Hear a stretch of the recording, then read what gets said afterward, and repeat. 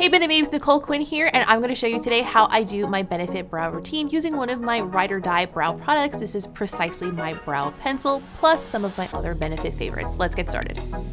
This product is my favorite because even though we're creating a bold brow, we still want it to be believable. So the fine tip will allow us to create hair-like strokes. Even when we do the rest of the brow a little bit more carved and snatched, we still have a little bit of a natural texture. So first I like to use the spoolie on the back of Precisely My Brow just to comb through my brows. Right now they're a bit of a mess. Then I use the Precisely My Brow pencil just to create some hair-like strokes right in the front of my brow is where I start.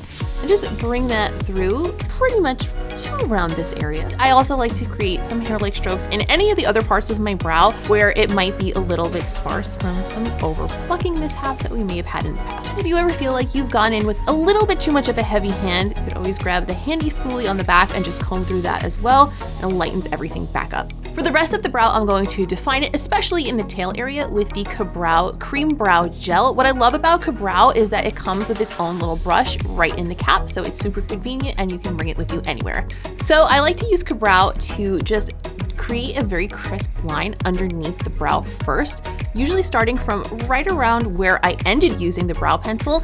And what you want to do is follow the natural shape of your brow. Next, I'm going to go in with the Highbrow Brow Pencil, and I am going to use that to highlight under the highest point of the arch of my brow. It helps to open the eye and help us look a little bit more awake. So I'm just going to take the pencil and run it right underneath the highest point of the brow, and you don't have to be super precise. The pencil is super blendable, so as long as you get in there before it dries, it is super easy to get it smooth.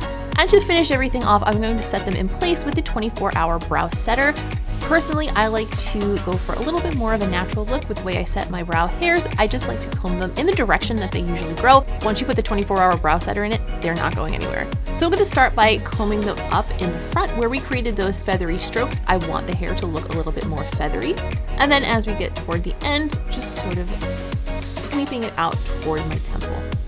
And that is how I get my Benefit brow using my favorite Benefit products. Leave me a comment down below and let me know what you use to get your Benefit brows. And don't forget to follow me here on YouTube. I am Nicole Quinn, and follow me on Instagram. I'm at Miss Quinn Faced. Bye, Benefit Babes.